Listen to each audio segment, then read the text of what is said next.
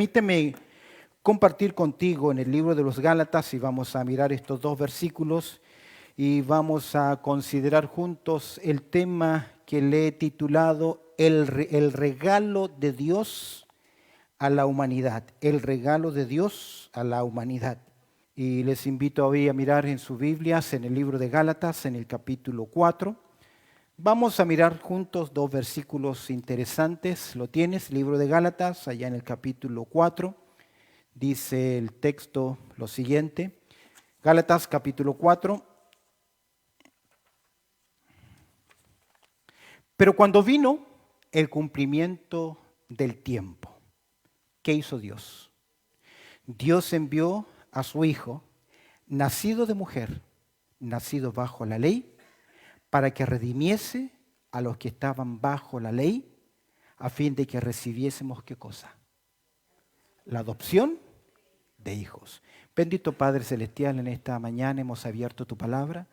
Queremos implorar, Señor, tu gracia, tu bendición, que hables a nuestras vidas, Señor. Encomiendo este tiempo en tus manos para que sea un tiempo de reflexión y también de bendición en nuestras vidas. En Cristo Jesús oramos. Amén y amén. Hace años atrás leí una historia que la vez que la leí me cautivó y la recuerdo muy frescamente. Años atrás, un hombre de condiciones económicas muy bajas tenía un compromiso con su jefe. Tenía que hacerle un presente, un regalo. Compró el regalo con mucho sacrificio y también compró el papel, un papel dorado, lindo, para la ocasión o para quién era la persona, para regalarle y envolver ese regalo que había comprado con mucho esfuerzo con ese precioso papel envoltorio de regalo. Cuando él regresa a casa para preparar el regalo, se da cuenta que el papel de regalo no estaba. ¿Qué pasó? Su hija lo había usado. Papá le dijo, ¿por qué, hija mía, molesto? Con gran sacrificio he hecho esta compra y tengo que hacer este presente y envolverlo en este regalo. ¿Dónde está el papel? Y la muchacha le dice, papá, es que hice algo para ti. Te quería regalar yo un regalo y lo envolví con ese papel que encontré.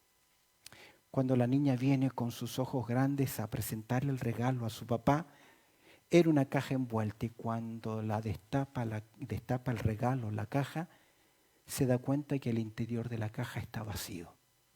Ya estaba molesto por el regalo, ahora envolvió una caja sin vacía. Entonces el padre le dijo, ¿por qué me entregas una caja vacía?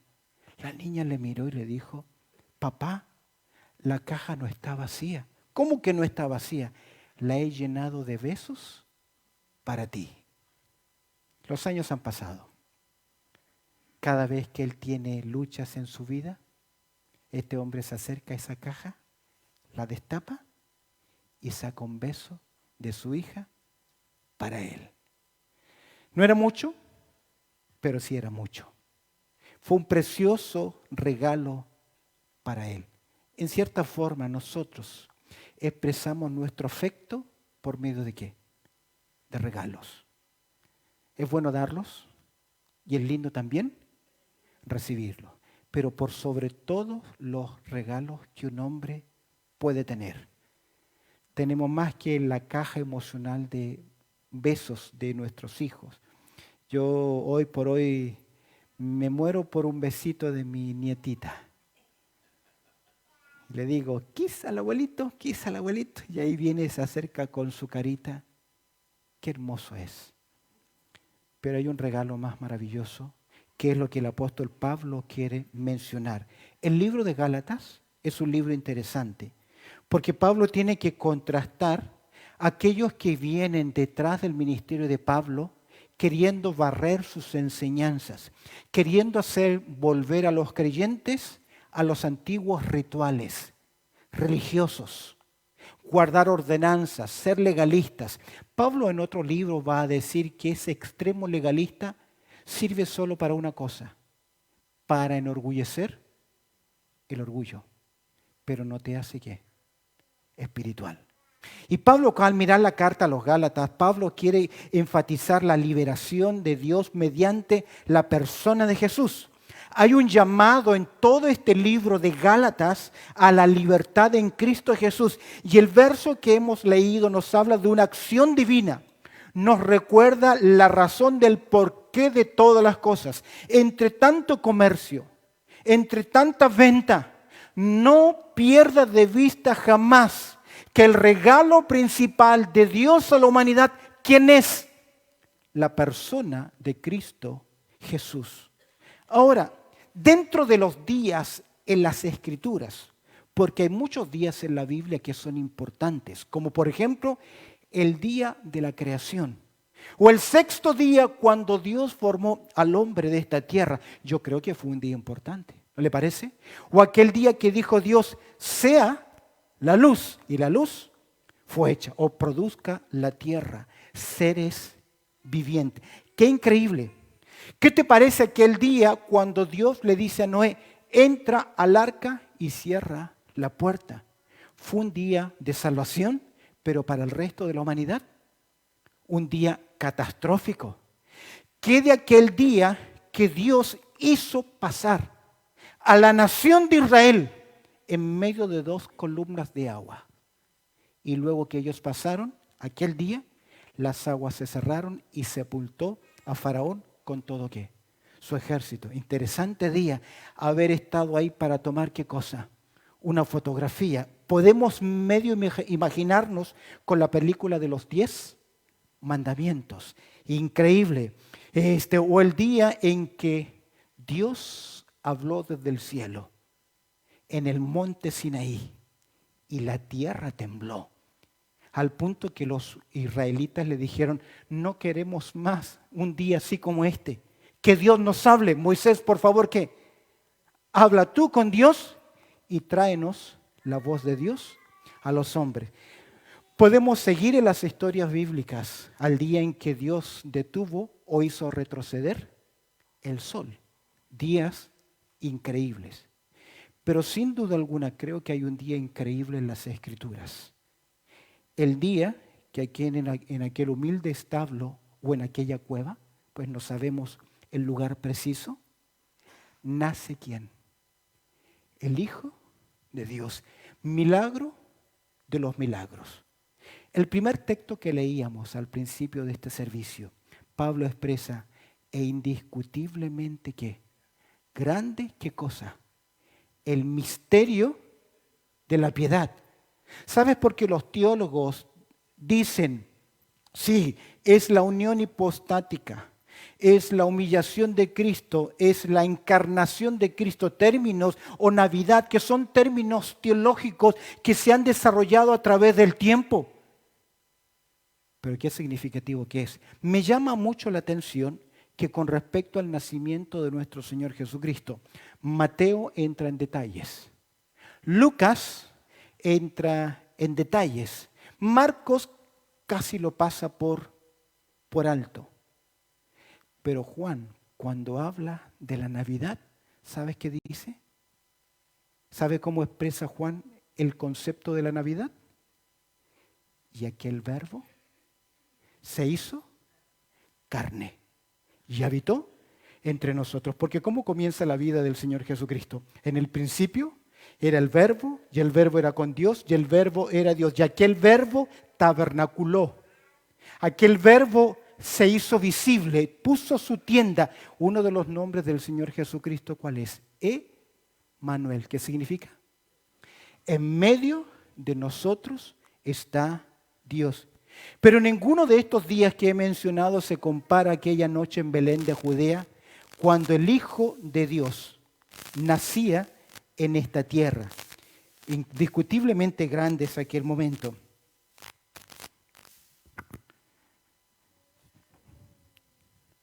Creo que todo hombre debe comprender el regalo de Dios a la humanidad. Permíteme mostrarte 3 principios generales.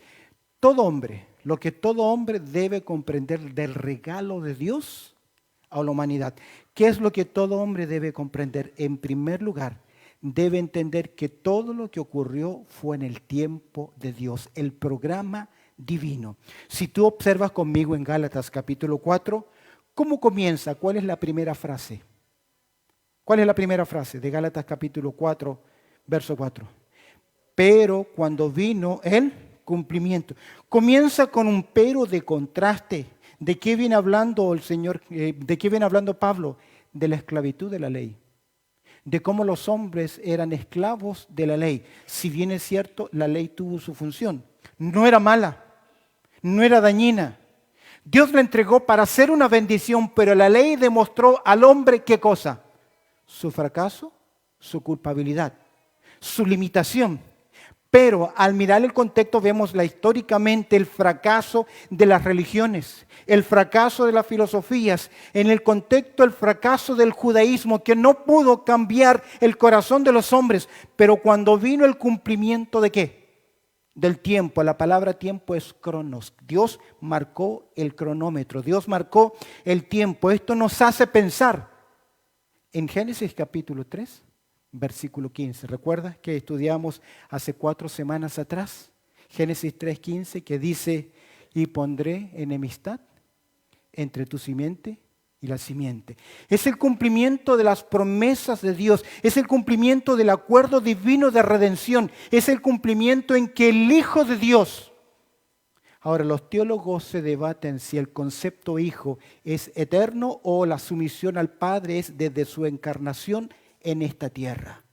Pero encontramos el acuerdo divino. ¿Qué acuerdo divino? Leíamos en Isaías que Dios escribió la historia ¿cuándo? Antes que se ocurriese. Es por eso que vemos acá, cuando vino el cumplimiento del tiempo. ¿El tiempo de quién? ¿El tiempo de quién? De Dios. Este es un concepto importante en las Escrituras porque usted y yo debemos también aprender a movernos en el tiempo de Dios. ¿Qué ocurre cuando no lo hacemos? Preguntémosle a Sara. Preguntémosle a Agar, a su hijo Ismael, los árabes, los israelitas. Cuando no nos movemos en el tiempo de Dios. ¿Por qué Jesús no vino antes? ¿Por qué no vino el Señor antes? ¿Por qué no vino antes de la era 0 o el año 2 o 3 antes de Cristo, que realmente nació nuestro Señor Jesucristo? ¿Por qué no vino en los días de Noé? Y se hubiese acabado, ¿qué cosa? El diluvio, ¿o no? ¿Qué piensa? Y después de ahí todos salvos, ningún problema. ¿Por qué no fue en el tiempo en que Dios sacó a la nación de Israel de Egipto? ¿Qué impedía a Dios el no hacerlo ahí, enviar al Salvador? O en los días previos al Imperio Romano, en el tiempo de Antíoco Epífanes, en aquel momento en que los judíos 170 años antes de Cristo lo necesitaban tanto. ¿Qué había de especial ese tiempo? ¿Qué había de especial aquel momento en que encontramos acá el nacimiento de nuestro Señor Jesucristo? ¿Qué había de característica en ese tiempo para que naciese Jesús? ¿Por qué no antes? ¿Por qué en el año 0 o el año 2000 antes de Cristo? ¿Por qué ahí? Primero, presta atención, porque había un idioma casi universal. Alejandro el Grande había enseñado el idioma griego a todo el mundo conocido, por lo tanto había ¿qué cosa? Un idioma en común. Había etnias, lenguas, pero había un idioma, por así decir, oficial. Algo importante, Roma había dado al mundo entero la famosa Pax Romana, paz romana. ¿Te acuerdas el dicho que dice todos los caminos que llegan a Roma? Es porque en aquel tiempo literalmente había vialidad, había seguridad militar. Se podía trasladar. Antes de eso existían los peligros de asalto, de grupos, de bandas, pero con el ejército romano custodiando todos los caminos había paz para que el mensaje naciese y pudiese ¿qué? Correr. Había vialidad. Las escuelas de pensamiento griego, filosófico, habían fracasado. ¿Recuerdas cuando Pablo llega a Atenas? Que le preguntan, dinos, ¿tienes alguna palabra nueva, algo para decirnos? ¿Por qué? Porque había todo un fracaso en el pensamiento. Ahora, es por eso que era el tiempo ideal. La nación de Israel estaba preparada, estaba en su lugar, bajo las condiciones, el idioma, la tierra estaba preparada. El punto es, ¿qué hubiese pasado si nunca hubiese existido ese plan de Dios para salvación? Recuerda, cuando vino el cumplimiento de qué? Del tiempo. ¿En qué momento? ¿En qué momento? ¿Qué pasa? ¿Qué hubiese pasado si este día nunca hubiese sido planeado por Dios? ¿Qué hubiese ocurrido?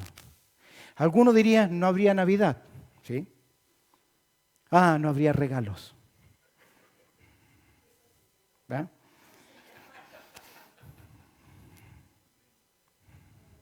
Yo diría que no conoceríamos esa declaración que se llama Gloria in excelso Deo. Gloria a Dios en las alturas. Porque ese niño que nacía, sí que llevó ¿qué? Gloria a Dios ¿en dónde? En las alturas. Desde que nace hasta su muerte y su ascensión. Porque el texto dice que fue recibido, ¿arriba qué? En gloria. ¿Y qué dice el libro de Apocalipsis? Vez tras vez, toda lengua, de toda tribu, lengua y nación, darán ¿qué cosa? Gloria al Cordero de Dios. Sí que ha dado gloria a Dios. ¿Y en la tierra qué? Paz. Sin su obra, el hombre ¿qué? No tendría paz y no habría buena voluntad para con los hombres. No habría gracia de Dios que se agrada en la vida de personas. ¿Sabes qué? Si no hubiese existido aquel día, no tendríamos esos preciosos himnos que cantamos acerca del nacimiento de Dios. Si bien es cierto, no hay ninguna parte de las Escrituras que digan, cántenle al niño que nace, pero es parte de nuestra historia de la redención. Si Dios envió a sus ángeles en el momento en que Jesús nace, porque ¿qué ocurre con los pastores? Dice que aparecieron ¿qué? Huestes angelicales que alababan y glorificaban a Dios. Gloria a Dios en las alturas. ¿Sabes? Si aquel día no hubiese ocurrido, no habría iglesia. Y si no hay iglesia, ¿quién va a hablar del amor de Dios? Dime, ¿quién contaría la historia de amor? ¿Cómo se llevaría Juan 3:16? ¿Qué dice Juan 3:16? Porque ¿qué lo diría si la iglesia no está? O Romanos capítulo 5, verso 8. No habrían promesas de Dios que tengan que cumplirse.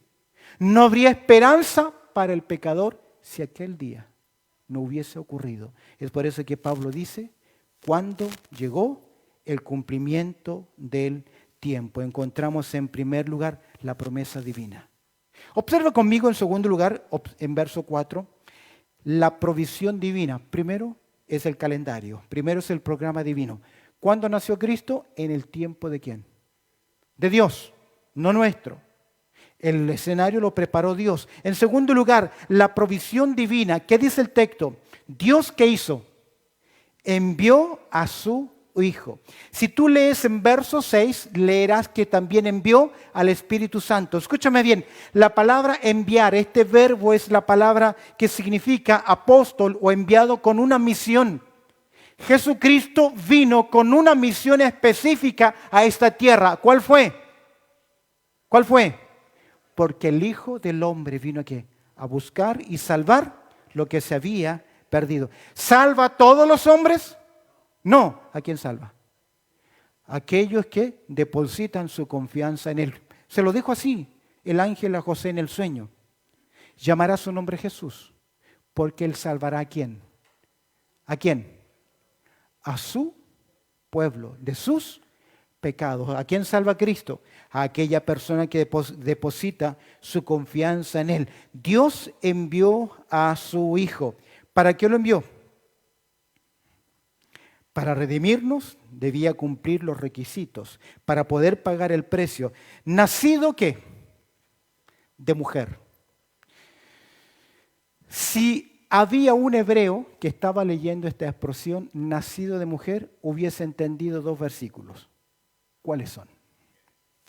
Génesis, capítulo 3, versículo 15. De la descendencia de la mujer. ¿Y cuál sería el otro versículo?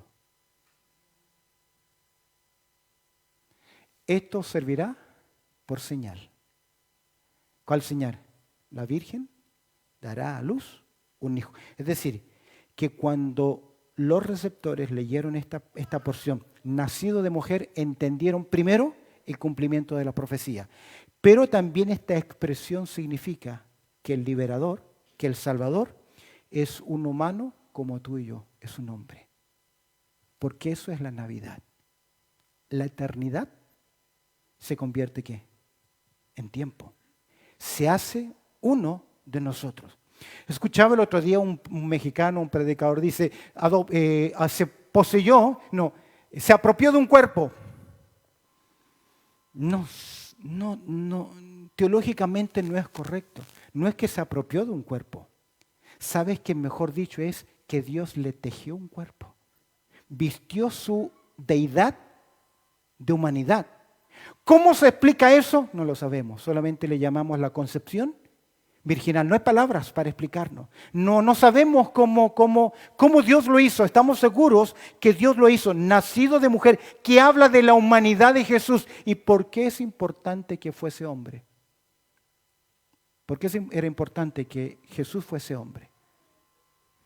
Para ser el pariente redentor y para tener la capacidad de recibir el juicio de Dios. Porque la paga del pecado es muerte. Si no hay muerte, no hay qué. Precio. Nacido de mujer, ¿y qué más? Nacido bajo la ley. ¿Qué significa nacido bajo la ley? Primero, que Jesucristo nace en la dispensación de la ley, no de la gracia. ¿Amén? ¿Estamos de acuerdo? ¿Por qué? Porque con Cristo se cumple, ¿qué? Toda la ley. Él lo dijo, que Él no vino para abrogar la ley. Mateo capítulo 5, 17. Él vino para cumplir la ley. ¿Qué ley? Me llama mucho la atención que Gálatas capítulo 3, verso 13, no sé si tengo ese texto ahí, dice, Cristo, ¿qué hizo? Nos redimió de la maldición de la ley, hecha por nosotros, ¿qué? Maldición. ¿Por qué? Porque maldito todo el que es colgado en un... No solamente cumplió la ley, sino que también recibió, ¿qué cosa? La maldición de la ley. ¿Cuál es? Ahora, sin su nacimiento, no pudo haber sido así. Ahora, Dios pudo haber hecho aparecer a Jesucristo en un momento en la historia y se acabó. Como Adán, ¿listo? ¿Listo para morir? Sí. Pero Dios le plació ¿qué? La humildad, el estar entre nosotros. Terminemos. Hemos visto el programa divino, hemos visto la provisión divina. Dios envió ¿a quién? A su Hijo. Nacido de mujer, humanidad, y nacido bajo la ley. Cumplió la ley por nosotros. Tercero, mira el verso 5. Dice el verso 5 lo siguiente. Para que redimiese a los que estaban ¿qué? Bajo la ley. Mira el cambio, a fin de que recibiésemos la adopción de hijo. ¿Te das cuenta? Para que redimiese a los que estaban bajo la ley. Y luego dice, a fin de que recibiésemos, ¿qué cosa? La adopción. Pablo se incluye bajo los beneficios ¿de quién? De la obra de Cristo. Fue Jesús quien nos resume la misión. Porque el Hijo del Hombre vino ¿a qué? A rescatar, a buscar. Es por eso que hablamos, al mirar los propósitos divinos, vemos en primer lugar que Él tuvo que pagar un precio. Jesús tuvo que pagar un precio. ¿Cómo dice el texto? Para que redimiese. ¿Sabes que esta palabra significa comprar en un precio? En aquel tiempo, por ejemplo en Roma, solo en Roma el 60% de la población eran esclavos. Entonces, si alguien quería conseguir un esclavo, iba al mercado y decía, quiero este y este. Y el romano podía hacer con su esclavo lo que quisiese. Porque no era una persona, era una posesión. Era una posesión. Ahora, ¿qué hizo Cristo? Vino al mercado de los esclavos. Dijo, lo quiero a él, pagó el precio. Y luego que pagó el precio, nos abrió la puerta y nos dejó libres. Esa es la redención. Pagó el precio. La idea es que Jesús vino a este mercado de esclavitud y pagó el precio de nuestra maldad. Pagó el precio de mi pecado, pagó el precio de mi condena, pagó el precio que yo debería pagar en el infierno. ¿Qué es el infierno? No simplemente es el lago de fuego y azufre. El infierno es la eterna separación entre la criatura y el Creador. Y Jesús lo pagó cuando Él dice, Padre, Padre, ¿por qué me has ¿qué? Desamparado, abandonado? Pagó el precio.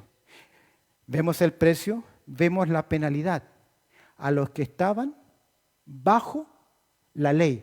¿Por qué bajo la ley? Porque la paga del pecado que es muerte. Mejor dicho así, Ezequiel 18:4 lo dice, el alma que pecare, esa morirá. No es el hijo por el padre, ni el nieto o el nieto por el abuelo. Es en forma individual, tú y yo. Es por eso que la salvación es ¿qué? Personal. Algunos han tomado Hechos capítulo 16 donde dice, cree tú y serás salva ¿qué?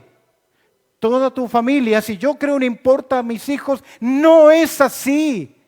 Porque la paga del pecado es individual. Y si el hombre no se arrepiente, no se paga el precio, no es salvo, no tiene opción alguna de salvación. Por eso que el hombre debe entender la doctrina de la gracia, que de la vil miseria Dios que hizo, me rescató a los que estaban bajo la ley. Pero a nadie le gusta que le hablen de pecado, ¿o no? ¿Amén? Yo me acuerdo en mis años de hacer evangelismo ilustrado, nos parábamos en las plazas con un cartel y hacíamos todos unos dibujos previos para llamar la atención de las personas y comenzábamos a pintar. Luego de interactuar con el auditorio, con un juego matemático, les presentábamos otro problema más grande. Primero era un problema matemático. Colocábamos los números de tal forma que no importa los números que seleccionara el auditorio, siempre la suma iba a ser la misma. Es un truco, es un juego matemático interesante. Era un problema matemático. Luego presentábamos otro problema. El problema mayor del hombre. Y cada vez que llegábamos a la palabra pecado, literalmente la gente se iba. Porque no nos gusta que nos hablen de qué, del pecado. ¿Cuál es la penalidad? A los que estaban bajo la ley, la paga del pecado es muerte. Pero mira, la posición que tenemos. ¿Por qué Cristo vino? ¿Por qué vino como hombre, nacido de mujer? ¿Por qué vino bajo la ley y cumplió la ley? ¿Por qué razón? ¿Por qué nace? Él nace para morir. Él nace para pagar un precio. En tercer lugar, a fin de que recibiésemos, ¿qué cosa? La adopción de hijos. Usted entiende el concepto de adopción, ¿sí? Adoptar, ese es un concepto fácil. Pero eso te enseña una cosa interesante. Yo no voy y le digo a mi hijo mayor, hijo Jonathan, te quiero adoptar. O a mi hijo menor, hijo o mi hija menor, que es Emily, hija, te quiero ¿qué? Adoptar. ¿Por qué no le digo eso? ¿Por qué? Porque es hijos. Eso me enseña algo entonces, que la humanidad no quiere entender que no todos los seres humanos son ¿qué? Hijos. Para ser un hijo yo debo cumplir dos requisitos. ¿Cuáles son esos dos requisitos? ¿Cuáles son esos dos requisitos? ¿Y dónde se encuentran? ¿Sí? Pero bien claro, en las Escrituras están. Juan capítulo 1, verso 12. Mas a todos los que le recibieron, a los que creen en su nombre, les dio potestad de ser hechos hijos de Dios. En la doctrina de la presentación de la salvación no puedes creer si no te arrepientes. Primero hay que arrepentirse. Pero el contexto de Juan es que Jesús vino y los suyos no lo recibieron. Es por eso que Juan dice, si tú lo recibes, para recibir a Cristo, eso incluye ¿qué cosa? Que yo tenga que arrepentirme. Por eso que hoy hay una deficiencia en la presentación del Evangelio. Porque hoy se presenta el Evangelio diciendo, ¿cree en Dios? Amén. ¿Quieres recibir el amor de Dios? Amén. ¿Recibiste el amor de Dios? Ya eres salvo. ¿Y el arrepentimiento? ¿Y el cambio? ¿Y la nueva vida en Cristo? ¿Y la perseverancia? No son cosas que se enseñan. A fin de que recibiésemos, ¿qué cosa? La adopción de hijos. Permíteme terminar. Sin ese nacimiento, sin esa cuna, no puede haber un Gólgota. Sin el pesebre, no puede haber una cruz. Porque fue la forma en que Dios hizo el regalo maravilloso de la vida eterna. Quiero finalizar este tema con el concepto de adopción en el Imperio Romano. Les recomiendo ver la película Ben-Hur o Ben-Hur, que habla sobre la historia de redención. Para los romanos, la adopción era un proceso legal, primero caro, enredoso, y una vez que la adopción era sancionada, permitía varios derechos, privilegios especiales. Supongamos que Juanito, yo estoy en el Imperio Romano, voy a adoptar a Juanito. No nos confundan con ningún Juanito de acá. Panchito, mejor, para que no digo, mira, hablaron de ti, Juan, el domingo. Panchito, él era un delincuente. Merece condena porque es un ladrón. Pero yo pasaba todo el proceso y le decía, yo quiero que Panchito sea mi hijo. Panchito Salazar era el ladrón. Yo lo adopto, ahora se llama Panchito Escárate. ¿Y qué pasó con Salazar, el que tenía que pagar por su deuda? No existe. Desapareció. Ese ladrón, ese hombre, ese muchacho ladrón, ya no existe, porque ahora es otro. Esa era la adopción. Por eso era un tiempo difícil. Todas las deudas eran canceladas. Segundo lugar, todos los cargos criminales eran retirados. Tercero, su nuevo padre podía ejecutarlo legalmente. ¿Porque era qué? Su padre. No dueño. Porque eran dueños de ¿quiénes? De los esclavos. Ahora es su hijo. Y podía ser desheredado por su nuevo padre. No podía ser desheredado nunca por su nuevo padre. Su nuevo padre no podía ejecutarle legalmente. ¿Por qué razón? Porque era otra persona y ya pertenecía ¿a qué? A su propia sangre, su propia familia. ¿No te suena parecido a la gracia? Ninguna condenación hay. ¿Para quiénes? Para los que están en Cristo Jesús. ¿Por qué? Porque cuando vino el cumplimiento del tiempo, ¿qué hizo Dios? Envió a su Hijo, nacido de mujer, nacido bajo la ley. ¿Para qué? Para comprarnos, para redimirnos, para que tú y yo podamos ser ahora, ¿qué cosa? Hijos de Dios. Y pregunta, ¿por qué somos aceptos en Dios? Porque estamos ¿en quién? En el amado. Amén. Esa es la doctrina de la encarnación de Cristo. Y esa es la razón por la cual la eternidad se convirtió en tiempo. Amén. Bendito Padre Celestial, te damos muchas gracias por tu amor, también por tu cuidado y por esta hora, Señor, que nos has permitido poder tener este tiempo especial.